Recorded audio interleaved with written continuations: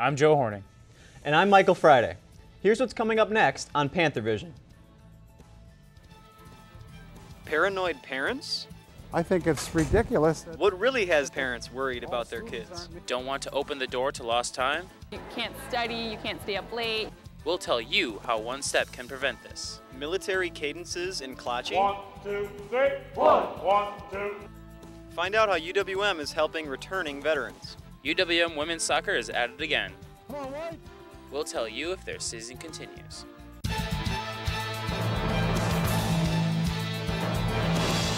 From the University of Wisconsin-Milwaukee, this is UWM Panther Vision. A weekly newscast reported, written, and produced by students in the Department of Journalism and Mass Communication.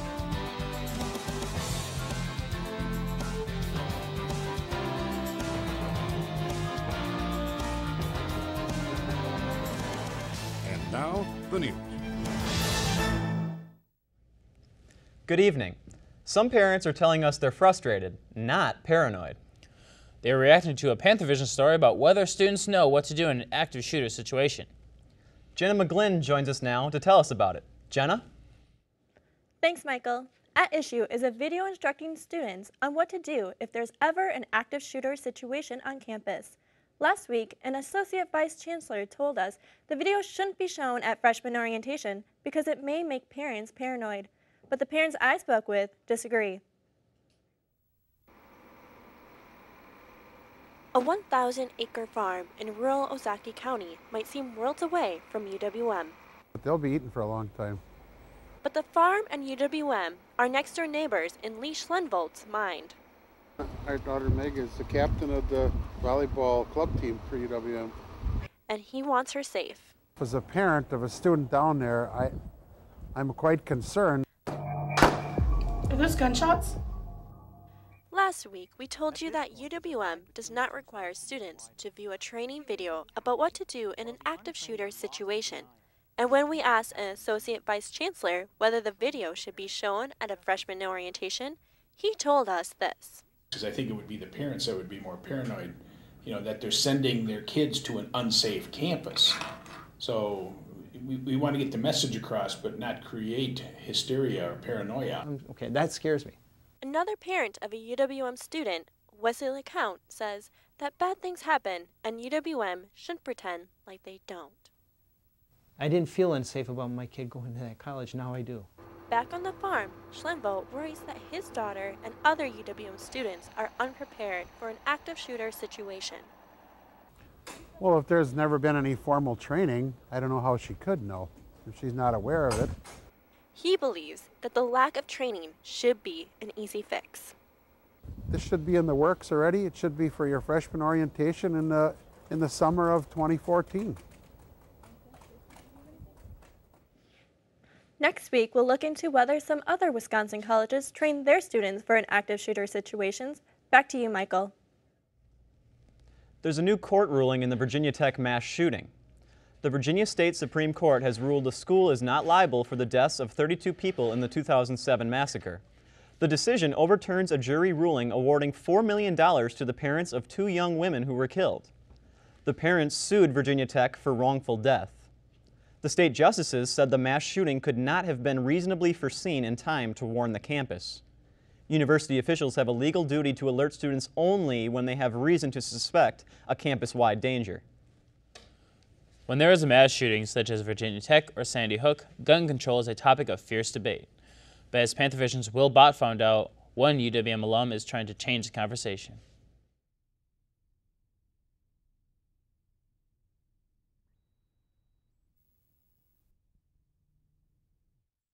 Called his wife. I would have called his wife. I would have told her to get the gun out of the house while he's so depressed. And he turns and he walks away. Gun violence is one of the most horrific problems that the United States faces. I personally think there shouldn't be any gun-free zones. Stricter background checks. I think the biggest thing that we need to address is the mental health system. But I think maybe like beefing up the how you get them. This is the common discourse surrounding the debate. But former UWM Panther Janet Fitch hopes to change the discussion from legalization or control to the root cause of the problem. You're not looking at this or this. You're looking at all the ways gun violence plays out.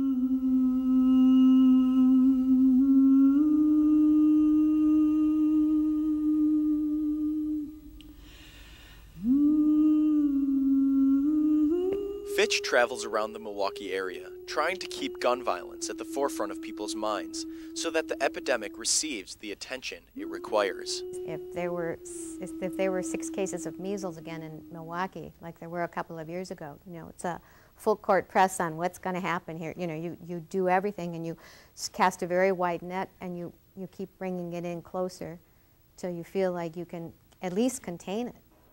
Fitch thinks that an umbrella approach that revolves around prevention is the key to making a difference in an issue that is so often simplified. And always our voice matters, so thank you so much for having us here today. That's great. In Milwaukee, I'm Will Bott for Panther Vision. Fitch is currently working with Alverno College to develop a community engagement program. Community conversations on gun violence will address public health and prevention concerns through public sessions. Whether your campus is in a small town like Whitewater or a large city like Milwaukee, safety is always a concern. A recent public safety listening session revealed 2 major concerns among MATC students. Dan Misch has the story in tonight's MATC report. Like these stationed around the downtown Milwaukee campus for emergencies.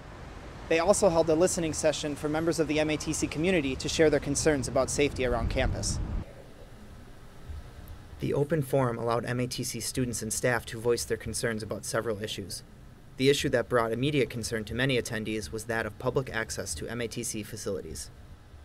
Every door in this building is the public have access to, from the parking structure to the T building, and I, as a person, don't feel safe. I'm paranoid. I sit in my classroom not directly in front of the door because at any one time I'm afraid that someone can come in off the streets.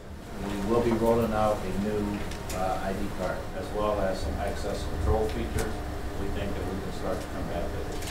The other major issue was with shuttle transportation from off-site parking. The actual van itself is dangerous, in addition to lack of transportation in the morning because of the downhill walk.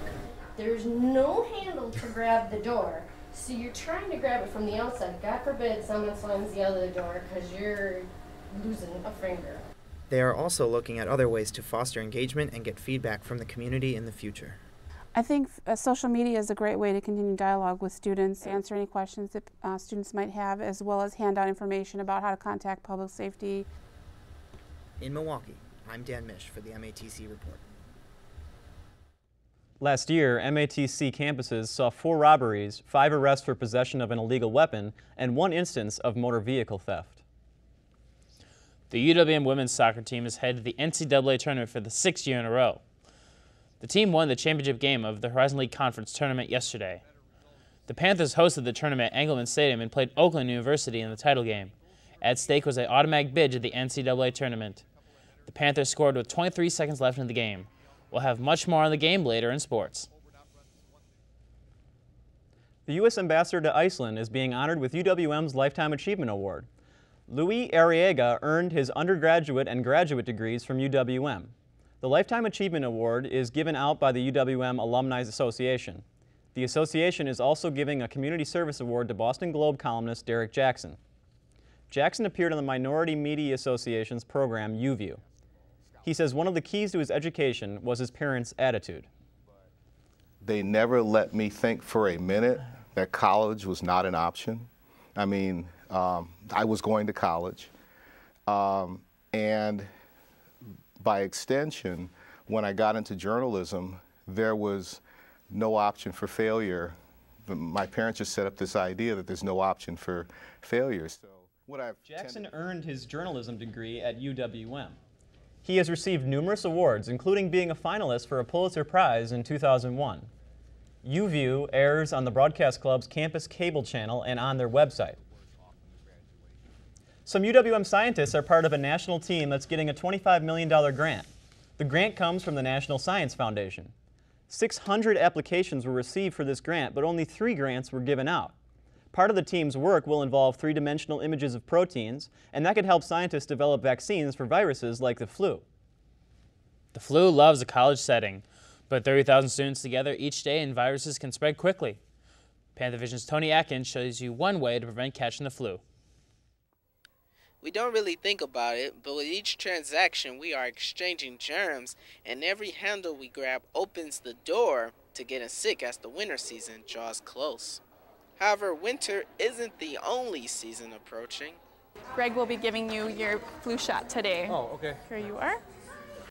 The annual flu season is on its way as well, and UWM student Martin Sterin is preparing for battle against the disease. I just figure that when you're in a university setting, you're around a lot of people, and it's just you're always near people, and the flu is something that's so easily transmissible. It's the easiest thing you can do just to stay healthy throughout the winter season. What Sterin is referring to is simply getting a flu shot to slow down the spread of the sickness. Nursing students like Janelle Cornelia also see the importance in getting vaccinated. I think one of the big things that people don't understand is that we're trying to prevent the outbreak of the flu. We're trying to prevent, kids missing school, or not even that, but getting sick and then spreading it to others. As a nursing student herself, Carla Hartig knows what the flu can do to a scholar. Everyone knows as a student, when you get sick, it makes your whole week suck. You can't study, you can't stay up late, you can't be doing the things that you need to do. So the next time you think to do something such as graze the keys of a computer, be mindful of the flu. In Milwaukee, I'm Tony Atkins, UWM Panther Vision. The flu can be serious, even deadly. The Centers for Disease Control and Prevention says that for a variety of reasons, it's difficult to estimate the number of flu-related deaths. They do say, though, that the number of yearly deaths can range from 3,000 to nearly 50,000. They recommend anyone over the age of 6 months get the vaccination. In 2011, only 27% of people ages 18 to 49 got the vaccine. The transition is tough, but military students at UWM are making strides toward their degrees. And why pink hair is supporting a great cause. All that and more when Panthervision returns.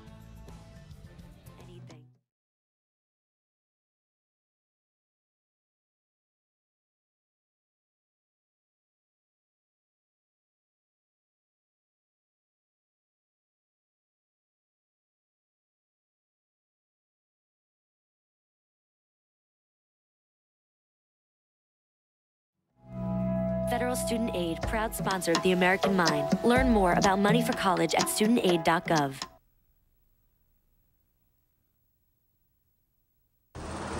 Okay, people, listen up. Our fugitive has been on the run for 90 minutes. Average foot speed over uneven terrain, barring any injuries, is 4 miles per hour.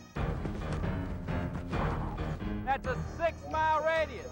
I want checkpoints established at I-95, 495, and over at Route 66.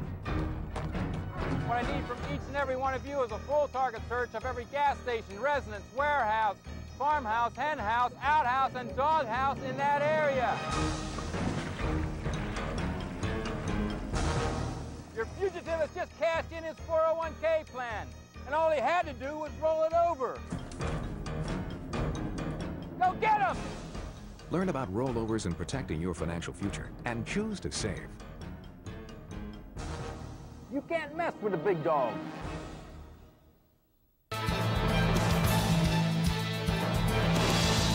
Thanks for watching UWM Panther Vision, judged Best Student Newscast by the Northwest Broadcast News Association. Panther Vision is produced by students in the Department of Journalism and Mass Communication in association with Milwaukee Area Technical College.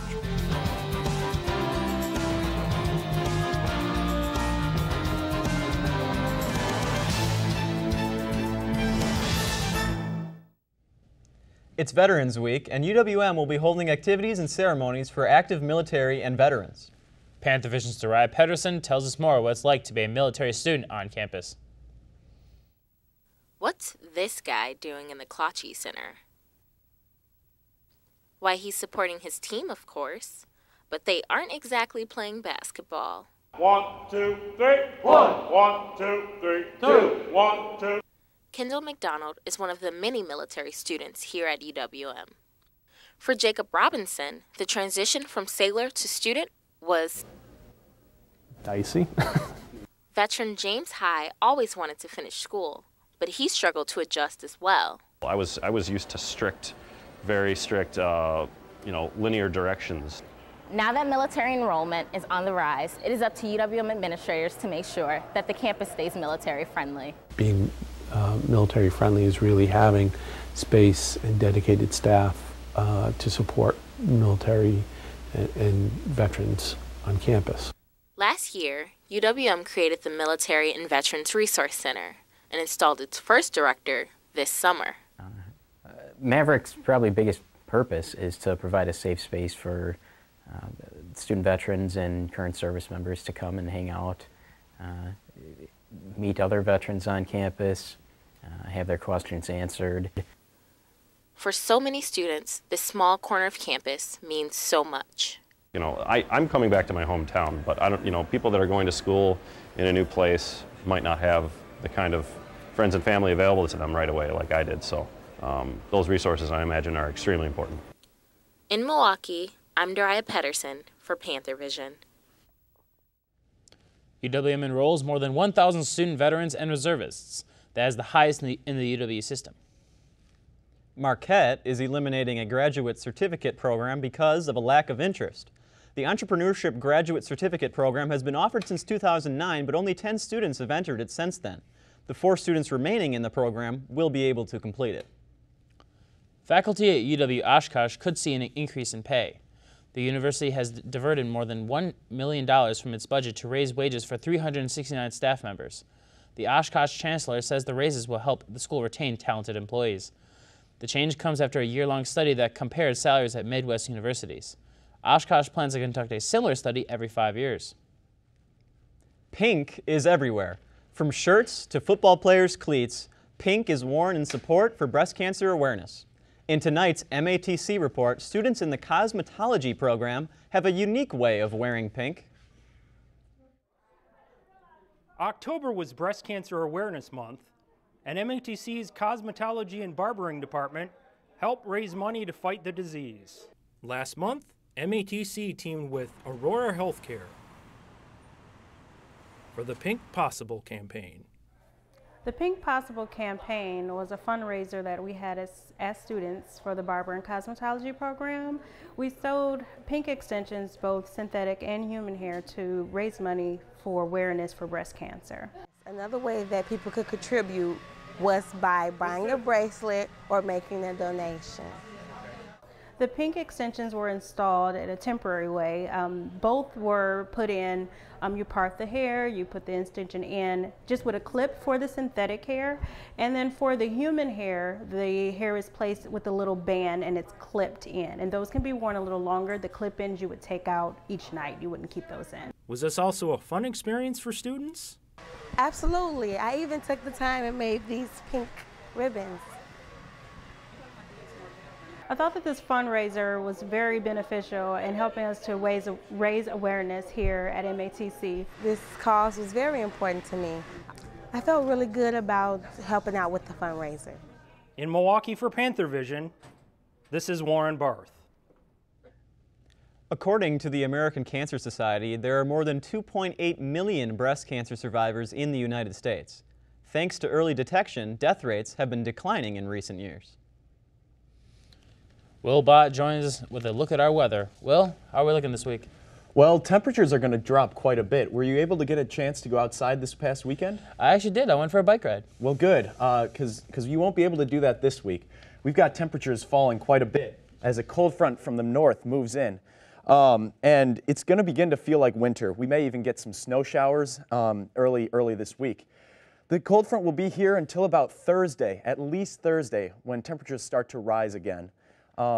Today, our current temperatures are 43 degrees. That's where we're at right now. The dew point is at about 32 degrees. And if you look outside, you'll see and feel the rain and snow kind of sleety mix that we're experiencing now. And for the state temperatures today, 13 degrees in Rhinelander. And that's the coldest that we've seen, and it's just about to stay cool and to have temperatures decrease even more. The highs This week, 23 degrees in Rhinelander. In Eau Claire, 27 degrees. And as we move further south, the highs increase quite a bit. Tonight, we're going to have clear skies. The low will be about 20, so it's going to be very chilly tonight. Tomorrow, it's going to be partly cloudy. The high at about 31 degrees. The low, 25. And this week, it's going to be quite a bit more windy than we've seen in the past as this cold front brings in wind from the north. Wednesday, it'll be sunny. The high will be at 39 degrees. Low will be at 29. Still windy throughout the week. On Thursday and Friday, temperatures are going to be in the mid-40s. But coming up to this weekend, we'll see temperatures rise. And even though there will be some precipitation on Saturday, we'll be back up in the 50s. Back to you. Thank you, Will. It was an informative report. Yeah, you may not be able to make a snowman this week, but you may be able to muster up a snowball. Wow, okay, just a snowball. Well, Sunday looks pretty good, though. Sunday, yeah, temperatures will rise back up to about 50. A big day at Engelman Stadium will tell you more about the Horizon League Championship Tournament. And we'll show how some students are helping out in the community. All that and more when we return. This warning because smoking causes lung cancer. The Surgeon General issued this warning because radon can cause lung cancer. Radon is an invisible radioactive gas that seeps inside your home from underground. Protect your family. Have your home tested. Call 1-800-SOS-RADON. Radon problems can be fixed.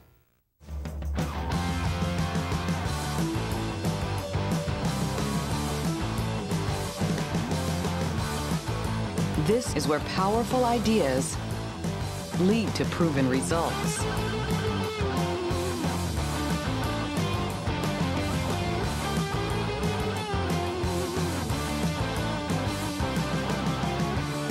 This is where you belong.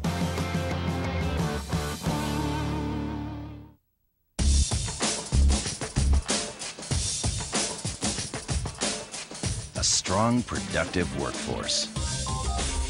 Building one requires proper education and training, not just for today, but for tomorrow.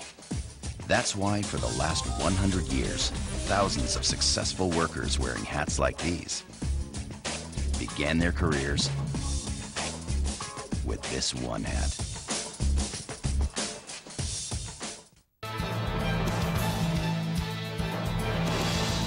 Thanks for watching UWM Panther Vision, judged Best Student Newscast by the Northwest Broadcast News Association.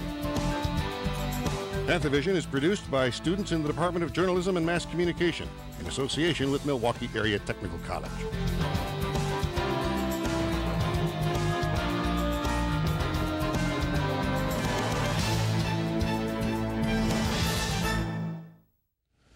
Welcome back.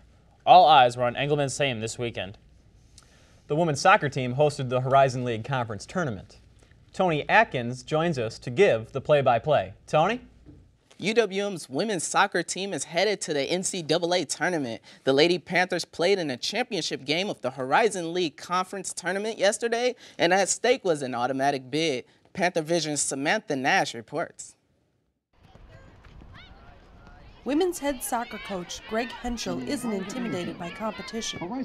We came out, I think, a little nervous in the first half today, and I hope we learned from that. His team faced Oakland University for the Horizon League Championship following their win over Detroit last Friday. Oakland's a great opponent. They're a really tough team for us. The Golden Grizzlies scored a goal in the first minutes of the game, leaving the Panthers playing catch-up. It started off a little rough. It was a little hard. Despite an injury that sidelined their starting goalkeeper, the Panthers rallied. It was probably the most exciting championship we've had since I've been chancellor. The game had the crowd on the edge of their seats. Especially when we were down by a goal with about 6 minutes to go, and to get the tying goal and then to get the last one in the last minute. It was just phenomenal. Horizon League Player of the Year and Championship VIP Kelly Lewis scored the winning goal. It was great. I knew that we did not want to go in overtime. That's the worst thing ever. So that was everyone's focus, just no overtime. While the Grizzlies made a strong early appearance, the Panthers arrived in style. This team will fight to the end, and that's what they showed in both halves today, finding 2 late goals. This is the 6th consecutive Horizon League win for the team. It is their 11th trip to the NCAA tournament. It's humbling to be a part of this group, and it's been a hard year. We played some great teams, and the Horizon League keeps getting better each year, and they keep making it tougher, and that's good for us. 64 teams advanced to the NCAA tournament. The Panthers will hold a viewing party for the schedule announcement that will determine their next opponent. Anyone who we play, it'll be tough, but we're up for it, so we're ready.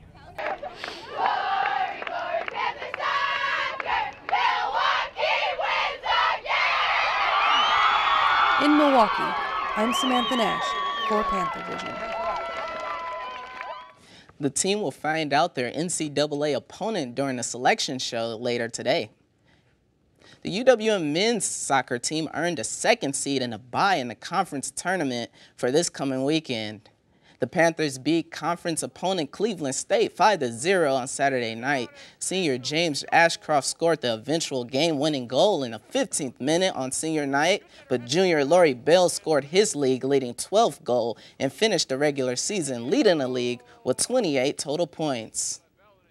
The men's basketball season is underway, but it's not starting the way the team would like. The team opened the season with a road loss to Loyola as the Panthers fell to the Ramblers 76-72. Sophomore Matt Tybee led the team with 21 points, 8 rebounds, and 5 assists. Milwaukee was held back with 18 turnovers and a 33-17 deficit in free throw attempts. UWM hits the road again tonight with a 6 p.m. matchup against Davidson. That's it for sports. Back to you, Michael and Joe. Dropping temperatures, falling leaves, and the end of daylight savings herald the arrival of winter. As Panthervision's Mike Picard reports, changes in the weather are getting some UWM students into the season of giving. For Zach Brenner, waking up at 7 a.m. was no problem. 2 cups of coffee and I was up. As a baseball player at UWM, Brenner is used to getting up early for practice. Yeah, every morning. We're up pretty early. But Brenner didn't get up to throw a baseball this morning. He's here to volunteer in the Rackathon. And he's not alone. 500 student volunteers are here as well. They are here to go out to the homes of older adults who are not able to do yard work themselves. Just gives you a good feeling, like you did something, you helped someone out today. Raking leaves, picking up pine cones, and washing windows are all common tasks. With work that requires you to get your hands dirty, you might be surprised to find Miss Wisconsin here. Although she could have used her beauty sleep, the experience is more than worth it. I think it just makes me take a step back and realize that the things in life that seem so big really aren't that big, and it's really the little things that can make people smile. Sacrificing sleep and raking leaves was a no-brainer this morning. Just seeing the smile on her face makes it totally worth it. In Milwaukee, I'm Mike Picaro for Panther Vision. More than 500 students helped winterize 81 homes at this year's Rackathon. The Center for Community-Based Learning, Leadership, and Research organized the event. Thank you for tuning in to tonight's edition of Panther Vision. You can watch us on Time Warner Channel 14 and AT&T Uverse Channel 99 at 5 o'clock on Wednesdays and Fridays. Have a great week.